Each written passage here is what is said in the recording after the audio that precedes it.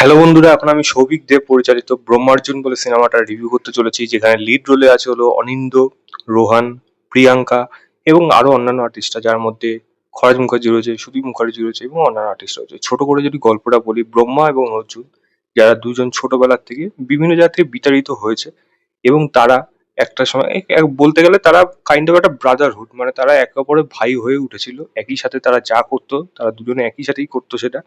তারা এরকম সবার থেকে বিতাড়িত হয়ে খারাপ রাস্তাটাই অর্জন করেছিল এবং সেখানে তাদের মাথা হয়ে দাঁড়িয়েছিল মানে খরাজ মুখার্জি, সুদীপ মুখার্জি যারা রয়েছে এখানে।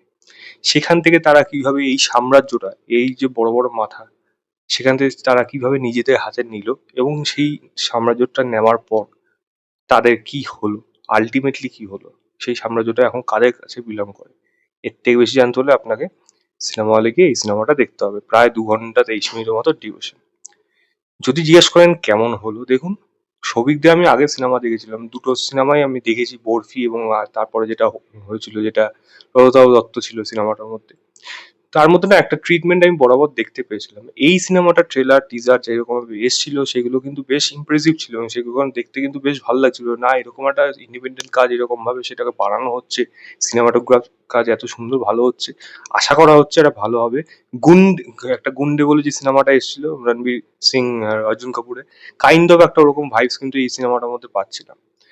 বাট বিশ্বাস করুন, এই সিনেমাটার মধ্যে ন্যূনতম একটা কিছু জিনিস নেই যেটাকে আমি ভালোভাবে আলোচনা করবো বা সেটাকে আমি ভালো বলবো। সিনেমাটার মধ্যে সব কিছু জিনিস রয়েছে যেটা প্রচন্ড বাজেভাবে এই সিনেমাটাকে বানিয়েছে, রাদার এই সিনেমাটাকে একটা ভালো সিনেমা বানানো যেতে পারতো। এবং প্রধান প্রথম যে জিনিসটা আমি এখানে বলবো সেটা হলো এখানে স্টোরি টেলিং। আপনি দুটো বাচ্চা ছেলের গল্প বলছেন, তাদেরকে ভালোভাবে দেখান, তাদের ক্রাইসিস গুলোকে ভালোভাবে তুলে ধরুন, তাদের ইমোশনাল জায়গাগুলোকে করুন, অডিয়েন্সের সাথে কানেক্ট করুন। তারপর তারা যে বড় হচ্ছে, বড় হওয়ার পর তাদের যে পথগুলো নিচ্ছে এবং সেখান থেকে তারা কি রিয়েলাইজ করছে এবং তাদের মানে জীবন, মানে তাদের বাস্তব জীবনটা এবং সেটার সাথে তারা কিভাবে বিলং করছে এবং সেখানে তাদের সাথে এই ক্রাইম ওয়ার্ল্ড প্লাস নিজের পার্সোনাল এন্ড প্রফেশনাল লাইফ কিভাবে তারা মেনটেন করছে, সেই জিনিসগুলো একটাও এখানে ভালোভাবে দেখানো নেই। ডিরেকশনের যদি কথা বলি, অজস্র ভুলভ্রান্তি রয়েছে। আমি কি করে সম্ভব হয় আমি এটা ভেবে উঠতে পারি না। মানে একটা বাচ্চা ছেলেকে ধরুন এদিক থেকে একটা ক্যামেরা শট নেওয়া হচ্ছে, গলায় দেখাচ্ছে একটা তাবিজ রয়েছে, যখনই সেটা ফ্রন্ট পেজে ক্যামেরাতে চলে আসছে দেখাচ্ছে গলার মধ্যে তাবিজটা নেই। একই সিনে কি করে সম্ভব আমি জানি না। প্লাস একটা বাচ্চা ছেলে ধরুন কেউ মারা গেছে, ডাক্তার এসে ঘোষণা করছে যে অনেকক্ষণ আগে মারা গেছে, দেখাচ্ছে বাচ্চার হাতটা এরকম ভাবে নড়ছে রীতিমতো, মাথাটা এরকম নড়ছে। কি করে এগুলো সম্ভব? এগুলো অ্যাটলিস্ট মানে দেখা উচিত। প্লাস এখানে টেকনিক্যাল ডিপার্টমেন্টের কথা বলি, কিছু জায়গায় ডাবিং ভালোভাবে আসেনি, কিছু জায়গায় কি কি বলছে আমি, যেগুলো মানে কাট করেছে, মানে মিউট করে দিয়েছে সেন্সর থেকে, সেইগুলো কথা আমি বলছি না। বাট কিছু জিনিস রয়েছে যেগুলোকে ভালোভাবে বোঝানো যেতে পারতো, বা ডায়লগ যে বলছে তাহলে দেখিও না, ডায়লগ শুনিও না অ্যাটলিস্ট, সেরকম ভাবেই এগুলোকে করা উচিত। এখানে এমন কিছু জিনিস বলছে যেগুলো আপনি শুনতে পাচ্ছেন কিন্তু পুরোপুরি কথাগুলো আসছে না কানে, ব্যাকগ্রাউন্ড মিউজিক জোরে বাজছে, সাপোর্টিং আওয়াজগুলো বেশি হচ্ছে, একটা মানুষকে মারছে, তার মারের আগে তার আওয়াজ চলে আসছে, এরকম মানে সাউন্ড সিঙ্কের অনেক প্রবলেম রয়েছে, মানে সাউন্ড এডিটিং এ অনেক প্রবলেম রয়েছে। তো টেকনিক্যাল ডিপার্টমেন্টও এই সিনেমাটা ভালো তাও আমি বলবো না। এবং এডিটিং এর কথা বলি, আমরা ছোট ছোট রিলস অনেক সময় দেখি, বা ইউটিউব শর্টস থাকুক, বা ইউটিউবের ছোট কোনো ভিডিও, বা মজাদার যে ভিডিওগুলো হয় বিভিন্ন জায়গায়, এই ওকে লাথি মারছে ওখানে ছিটকে পড়ে গেল, যেরকম ধরনের এডিট প্যাটার্ন যেগুলো থাকে না, এর এডিট প্যাটার্ন তার থেকেও খারাপ। এবং হঠাৎ হঠাৎ সিনগুলোকে কেটে দিচ্ছে, আমি জানি না কিছু হয়তো সেন্সার হয়েছে যেরকম দেখে যা মনে হচ্ছে, যদি না হয়ে থাকে তাহলে তো আরো বাজেভাবে এটা এডিটিং হয়েছে। এডিটিং মানে মানে জঘন্য এডিটিং এই সিনেমাটা। কোনটার পর কি হচ্ছে, একটা সিন ভালোভাবে স্টেজ করছে না, একটা সিন ড্রামা কোনোভাবে আসছে না, তার আগেই স্ক্রিন কেটে অন্য সিনে চলে যাচ্ছে।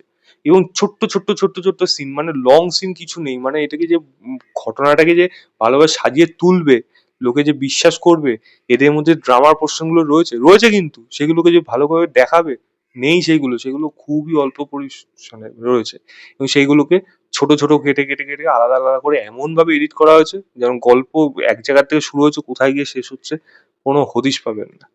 এবং হিন্দি অনেক আর্টিস্টদের নেওয়া হয়েছে, যাদের যেন জারিনা ওয়াবাক হোক বা মুস্তাক খান, মুকেশ তিওয়ারি, জারিনা ওয়াবাকের জায়গাটা তাও আমি বলবো, যেহেতু এরা পারফর্মার ভালো, তো পারফরমেন্স তাদের দিক দিয়ে করে দিচ্ছে, কিন্তু তাদের জায়গা কিছু করার ছিল না, এটাই সবথেকে বড় কথা। এবং অন্যান্যদের অভিনয়ের কথা বলি, আমি একমাত্র বলবো খরাজ বাবু এবং সুদীপ বাবু, তারা পারফর্মার যেহেতু ভালো তার জন্য তারা পারফরমেন্স নিজের থেকে দিয়েছে, যেটা সেটা আমার বেটার লেগেছে। রাইটিং এ সেরকম কিছু ছিল না ক্যারেক্টার গুলোর মধ্যে। সিমিলারলি সাবজেক্টের মেন হিরো যারা রোহন এবং অনিন্দ্য, অনিন্দ্য ক্যারেক্টার, অনিন্দ্যের এক্সপ্রেশন কিন্তু ভালো, কিন্তু অনিন্দ্যকে এখানে ভালোভাবে ইউটিলাইজ করা হয়নি। রোহনের এক্সপ্রেশন কিন্তু প্রচন্ড এক্সপ্রেসিভ, মানে প্রচন্ড বেশি লাউড হয়ে যায়। রোহানকে দিয়ে এখানে যেরকম ভাবে একটা সাবলীল অভিনয় করানোর চেষ্টা করা হয়েছে, সেটাও সে করে উঠতে ঠিকঠাক পারেনি। এবং আমি যদি রোহন প্রিয়াঙ্কার যে লাভ অ্যাঙ্গেলটা কথা বলি, পুরোপুরি গুন্ডার থেকে পুরোপুরি পুরো ওই জায়গাটা নেওয়া, এবং পুরোপুরি আমি ইন্সপিরেশনই বললাম, ওখান থেকেই নেওয়া, আমি কপি বলছি না, ইন্সপিরেশন ওখান থেকে নেওয়া নিজের দেখতে। এবং সেটাও ভালোভাবে এস্টাবলিশ না, গুন্ডাদের তাও একটা ভালো রকম এস্টাবলিশমেন্ট ছিল, এখানে তাও নেই সেই জিনিসগুলো। এবং ক্রাইম ওয়ার্ল্ডটা যেখানে নিয়ে ঘিরে রয়েছে, সেটাকেই ভালোভাবে প্রপার এস্টাবলিশ করেনি। এবং তার মধ্যে কার কি মতলব, সেগুলোর মধ্যে স্ক্রিন প্লের মধ্যে অনেক কনফিউজিং আছে। এবং আরেকটা কথা হলো, এখানে যিনি বিধায়কের অভিনয়, খুব সম্ভবত তিনিই প্রডিউসার, পারফরমেন্স ভালো না মানে।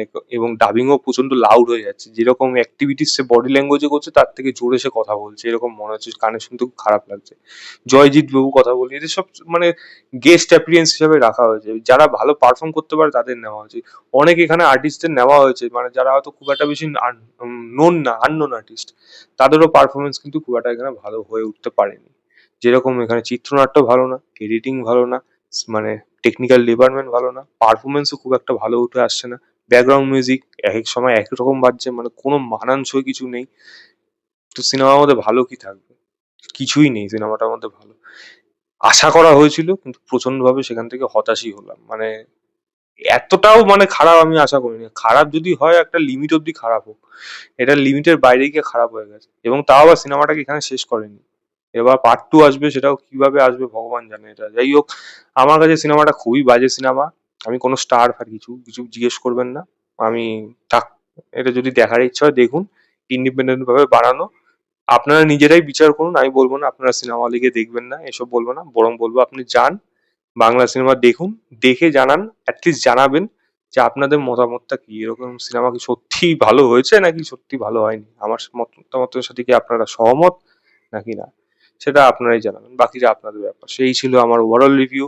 আরো অনেক কিছু আছে খারাপ জিনিস এই সিনেমাটার মধ্যে উঠে আসে, জাস্ট সেগুলোর মধ্যে ছিলাম না। এনিওয়ে, সেই ছিল আমার ওভারঅল রিভিউ ব্রহ্মার্জন বলে সিনেমাটা। ভিডিওটা ভালো লাগে লাইক শেয়ার, চ্যানেলটাকে অবশ্যই সাবস্ক্রাইব করবেন।